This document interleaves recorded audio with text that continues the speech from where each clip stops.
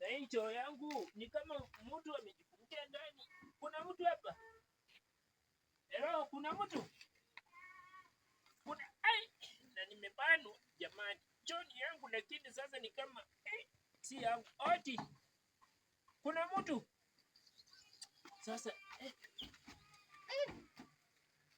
ndugu yangu, kwani huwezi niambia uko ndani? Jirani, samani.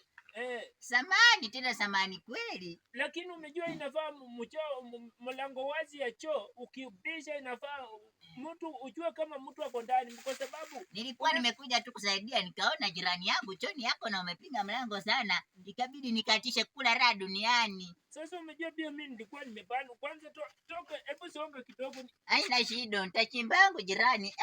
Ndugu yangu. Hii ni nini umefanya kwa choo? Hebu kuja uangalie. Hii ni nini ndugu yangu? Sijafanya chochote jirani, wewe vipi? Ndugu yangu nakuonyesha. Hebu angalia ni nini? Sijafanya chochote. Ndugu yangu, nataka uende utoe ile mavi kwa choo. Sijafanya chochote kakangu. Mbona una roho ya utu? Nitoe kinyesi yangu kaka. Toa kinyesi uende nayo. Nini ndugu yangu? Jirani, ilikuwa bahati mbaya nishike kinyesi mkononi. Hivyo sasa ndio utafunzwa adabu. Kuna dake jirani, mbona una roho ya utu nishike kinyesi ya binadamu? Mamako kufunza adabu, si ndio? Haya makubwa toba yamenikuta. Kufunza adabu, si ndio?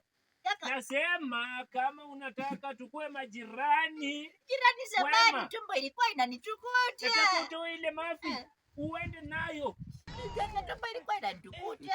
Okote hiyo mafi uende nayo. Na nisiwahi kuona kwa boma yangu. Okote uende nayo. Jirani, nishike kinyesi mkononi. Shika uende, sitaki kwanza okota hii yenye unaangusha. Jirani, nishike kinyesi mkononi. Kanyaga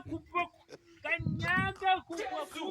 Mbona majirani hamna roho ya utu? Nataka nihesabu 1 mpaka 3 nikifungua macho yangu nisione kitu. Jirani, una roho mbaya. 1. Samani, ona jirani.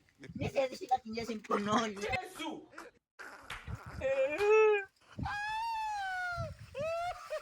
Jirani, nakwambia